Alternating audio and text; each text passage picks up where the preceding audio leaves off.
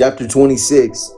On or about August 10th, 1998, a couple months after Vidal Spider Favela's incarceration, Michael Castillo finally paroled from Pelican Bay State Prison and returned to his hometown of Salinas. However, he had done so after being placed under NF investigation and with strict orders to cut all ties with Viramontes. Part of his new orders were for him to function under the authority and guidance of David D.C. Cervantes, a well-known, respected, and longtime NF member and highest-ranking captain from Chino serving 25 years to life for first-degree murder. With a temporary pass in hand, Castillo had narrowly escaped being on the NF hit list because of his support of Big Smiley. He was given the benefit of the doubt and allowed to remain an active NF member. He was lucky and he knew it.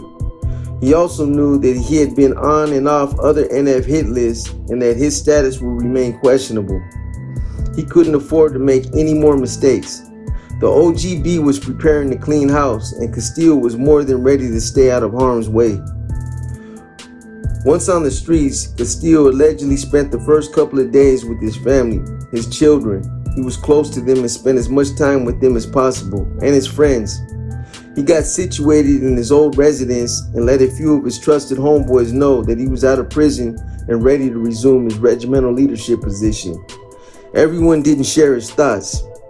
On the morning of August 15, 1998, out of prison for less than a week, approximately 5 days, Castillo allegedly contacted Ramirez and readied himself to regain his rightful authority.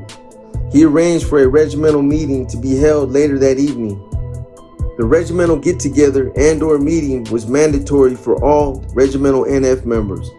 It was to be held in the parking lot of Los Padres apartments on Alisal Avenue in Salinas.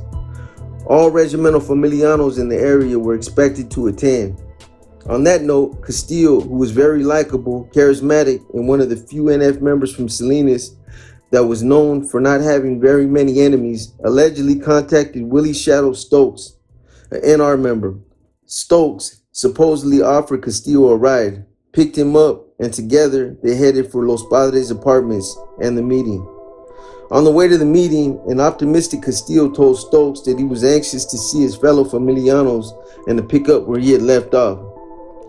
Castillo was confident everyone would readily work together and that his old regiment would function the way it was supposed to, especially now that the OGB had given him a temporary pass to get his act together.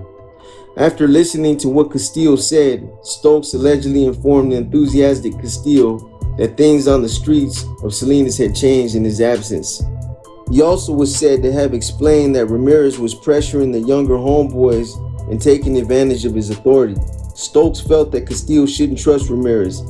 Stokes allegedly said he had heard that Ramirez might be up to something and that Castillo should watch his back. Stokes was warning Castillo to be careful at the meeting. Stokes didn't trust Ramirez or his crew, and he said so. Once Stokes and Castillo arrived at the Los Padres apartments, it was alleged that Stokes pulled up next to the closest unit and Castillo exited the car. Stokes pulled away and Rico Smiley Garcia and Jose Huero Gonzalez, who were already at the perimeter of the apartments waiting for Castillo to arrive, quickly greeted him. Hugs, handshakes, and congratulations regarding Castillo's release were all in order. Then it was time to get down to the NF business at hand. After the brief reception, the trio walked to where the meeting was supposed to take place. The other homeboys were already at the meeting place standing around in a circle drinking beer.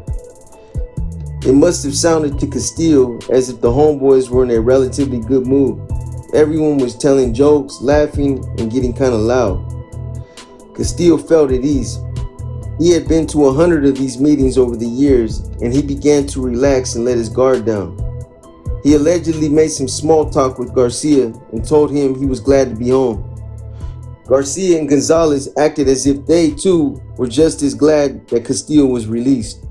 A few minutes later, during their walk into the apartments, Gonzalez suspiciously stopped to light a cigarette. That was the cue right there. It was alleged that Garcia immediately walked up behind the unsuspecting Castillo and without any show of mercy, fired 2 quick shots into the back of Castillo's head with what appeared to be a small caliber handgun. Fucking punk.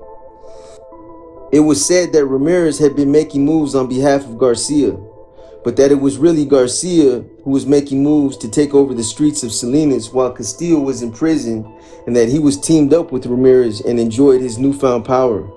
Garcia, who had found out what was going on with Big Smiley's status, allegedly played off of Castillo's involvement to get a green light on Castillo.